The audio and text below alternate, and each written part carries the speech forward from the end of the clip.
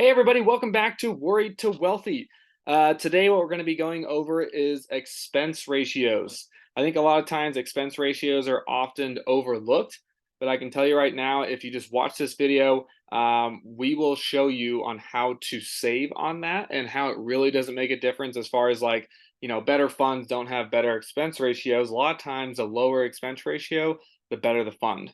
And if you stay to the end, I'll also give you a quick little example on how money can quote unquote grow on trees. No, I don't have a money tree, but I think it's a pretty cool example. Um, but going forward, what are expense ratios? Basically, expense ratios, if we scroll down here, expense ratios are just the fund's net operating expenses. If we scroll down a little bit more, some are actively managed and some are passively managed. And of course, my disclaimer, I'm not a financial advisor. So if you do need advice, go find one. I'm just a guy on YouTube. So treat this as entertainment.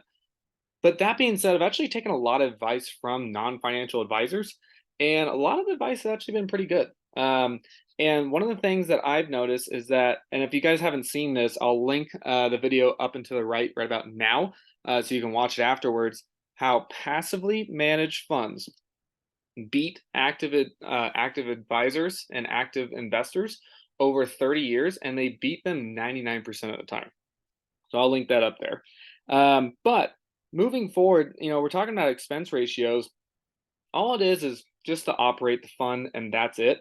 And so if you take this example on how much it's going to save you, right? If you invest $5,000 a year and receive a constant 7% return, I'll show you an example in a second, on your investments, according to the chart below, your earnings would be $25,000 more if you invested in a fund with a 0.3% expense ratio versus a fund that has 0.6. And it kind of has, you know, these right here, right? This is 0.3. Your net earnings is 477,000, and you paid that in fees versus if you had this, the 0.6, you'd have only $451,000. So they're charging you about double, right? And so let's go into something else as well. Let's just go to a quick little thing. So this is an example of VU. If we type in VU ETF, just so you guys know, VU is the S&P 500, and this is the cheapest one that I've found, more or less. So again, not advice, but if you guys want to do your own research, this is the cheapest one. It's 0.03%, and what that means is for every $10,000 that you invest, you're going to pay $3 a year, versus 1% is going to be a lot more. If you just do, let's take the calculator out, show you guys some math. You do $10,000 times 0.01. That's going to be $100 a year versus $10,000 times 0.0003, and it comes out to $3. So I'd rather spend $3 instead of $100. I'd spend more if you really did get like a crazy better return, but in the world of investing, that's just not true. Now let's go to this little calculator. This is a financialmentor.com, and it's a compound interest calculator if you're interested. I used to play with this all the time. Let's say you're starting off with 0. You get an average return of the S&P 500, which is about 7%. You compound quarterly because VU pays you every 3 months, at the end of March, the end of June, the end of September, and the end of December. You invest for 35 years. And let's say you put in $600 a month. And if we break that down by day, if you just do 600 divided by 30 days, it's going to be $20 a day. I think a lot of people can do that. And when you click on calculate, you're going to be left with over $1 million, right? And so that's actually pretty cool. Now, let's say, for example, and that's with an expense ratio of basically 0.0003, right? VU, that's what it charges. Now, imagine if you had an annual interest rate of, let's say, 1% less, right? Because now you're getting charged 1% as an expense ratio. So let's go from 7 to 6. It would just lessen your returns. And let's go ahead and click. You actually end up with a lot less, $853,000. Now, actually, if you do this, let's go back to the calculator.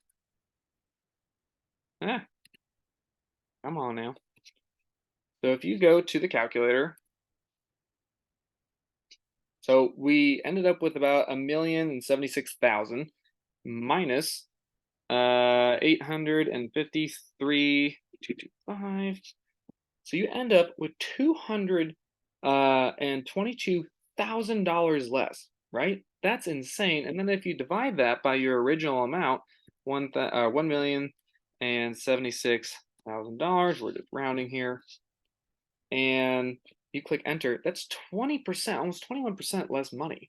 And again, I'm telling you guys, just from a lot of reading, a lot of advice that I've gotten from millionaires who are not financial advisors, they are millionaires though, these small, passively managed and low expense ratio funds are the way to go. In fact, the absolute GOAT, the absolute GOAT.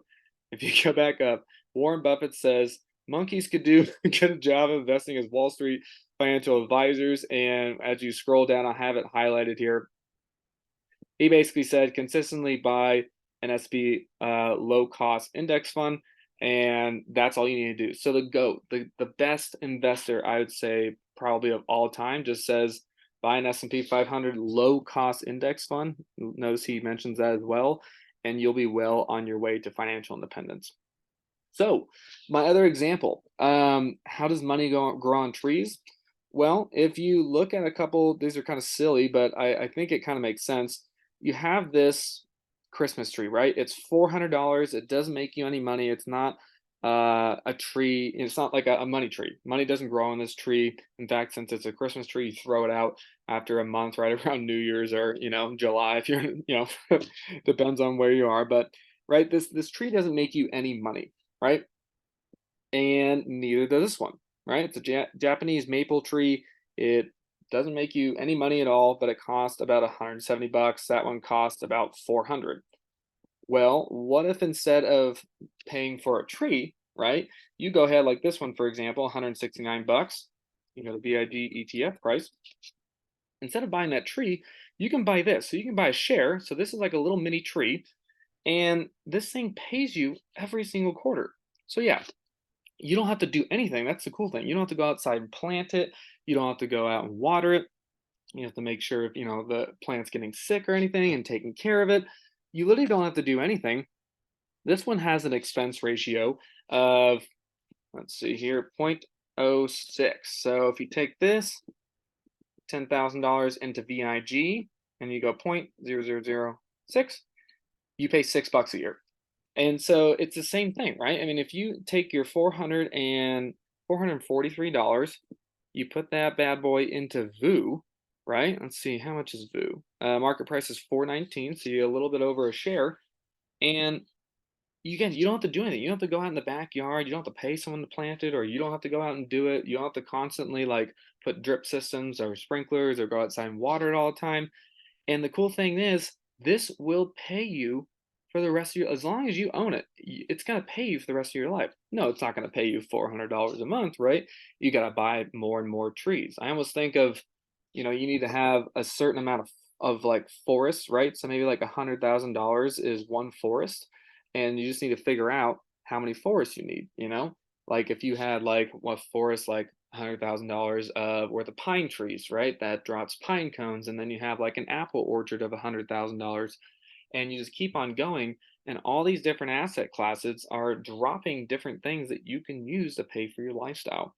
So, anyways, I hope that helped. Again, money does not grow on trees, but instead of paying for one of these trees, you can actually use that same exact money that you would have spent on an actual real tree and bought something that is going to pay you for the rest of your life, which I think is so freaking cool. And not only that, but again, Warren Buffett's backing me up here. So if Warren Buffett's backing me up, I got to be saying something right. And I honestly just hope it helps at the end of the day. So, anyways, that's it from Worried to Wealthy. Please subscribe. We're going to have a lot more videos coming out. If you like this, please like. I want to make sure if this, if it's helpful for you, give it a like. If not, no worries. I just use that as a gauge to see if it's helpful or not. So, and again, Camper and I really appreciate it. So, until next time, we appreciate it and happy investing.